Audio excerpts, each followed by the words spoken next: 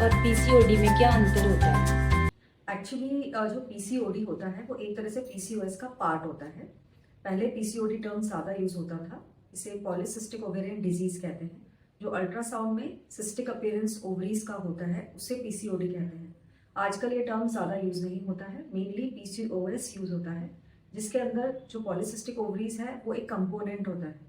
पर इसका होना भी ज़रूरी नहीं होता है, इसलिए जो एक generally widely accepted medical term है वो पीसीओएस है।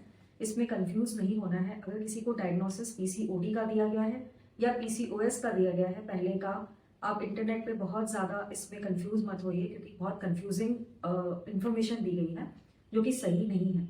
आपको लेना उसको पीसीओएस की तरह ही है और एक ही मेडिकली एक्सेप्टेड टर्म है जिसकी डेफिनेशंस है, क्राइटेरिया है, और उसके अंदर पीसीओडी यानी कि पीसीओ पॉलीसिस्टिक ओवेरियन ओवरीज का पैटर्न मिलता है, और एक हाइपर एंड्रोजेनिज्म जैसे कि मेल हार्मोन्स जो फीमेल में ज़्यादा बढ़ जाते हैं उसका क्लिनिकल जो सिम्टम्स होते हैं, जैसे कि बाल फेस पे ज़्यादा बढ़ जाना, एक्ने हो जाना, हेयर फॉल होना, इरेगुलर पीरियड्स हो जाना, और एक बायोकेमिकल मतलब कि ब्लड में ही जो टेस्टोस्टेरोन के लेवल्स हैं वो अधिक मिल जाना। तो इन सब का एक मिला जुला जो एक कंपोनेंट्स होते हैं, इन सबको मिलाकर जो डिजीज बोलते हैं वो है पीसीओएस। तो इसमें आप बिल्कुल कंफ्यूज मत होइए, ये दोनों एक ही चीज़ है। और पहले इस टर्मिनोलॉजी को अलग यूज़ किया जाता था, पर आजकल जो एंडोक्राइन सोसाइटी है इंटरनेशनल, वहाँ पे एक्सेप्टेड जो टर्म होती है वो पीसीओएस है, पॉलीसिस्टिक ओवेरियन सिंड्रोम। क्या पीसीओएस का ट्रीटमेंट जरूरी है या सिर्फ हम इसे डाइट या एक्सरसाइज से ठीक नहीं हो सकता है? देखिए, डाइट एंड एक्सरसाइज जो है वो मेजर कंपोनेंट है। इसको तो सबसे पहले करना ही है, क्योंकि लाइफस्टाइल डिसऑर्डर है, क्रॉनिक डिसऑर्डर है, और जैसे कि डायबिटीज़ होता है, थायराइड होता है, दूसरे हार्मोनल प्रॉब्लम्स होते हैं, पीसीओडी पीसीओएस पूरी तरीके से क्रॉनिक लाइफस्टाइल डिसऑर्डर है। तो इसमें सबसे नंबर 1 पे आएगा डाइट।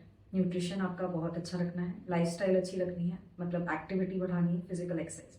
पर जो ट्रीटमेंट है वो बहुत सारे केसेस में बहुत ज़रूरी होता है। क्यों ज़रूरी होता है? अगर मान लो कि ट्रीटमेंट नहीं लेते हैं और सिर्फ हम अपनी तरफ से ही मैनेज करने की पेशेंट्स कोशिश कर रहे हैं विदाउट शोइंग टू एंडोक्राइनोलॉजिस्ट, तो प्रॉब्लम क्या है कि ये सिर्फ एक चीज़ नहीं है कि पीरियड्स इरेगुलर हैं या एक्ने हो रहा है। इसके साथ जुड़ी हुई जो मेटाबॉलिक कॉम्प्लिकेशंस हैं वो बहुत ज़्यादा होती हैं। सबसे इंपॉर्टेंट है डायबिटीज़, हाइपरटेंशन मतलब ब्लड प्रेशर, कोलेस्ट्रॉल हो जाना, और फिर लेटर ऑन ये ट्रांसलेट होता है हार्ट रिस्क में। तो इस चीज़ को इसलिए मैनेज करना बहुत ज़रूरी होता है। टाइमली मैनेजमेंट इंपॉर्टेंट है, क्योंकि अगर यंग एज में डायग्नोज हो रहा है, जैसे कि आजकल देख रहे हैं कि बहुत सारी लड़कियों को आजकल यंग एज में पीसीओएस बहुत ज़्यादा हो रहा है, तो उन लोगों को पहले से ही इसको कंट्रोल करना ज़रूरी है।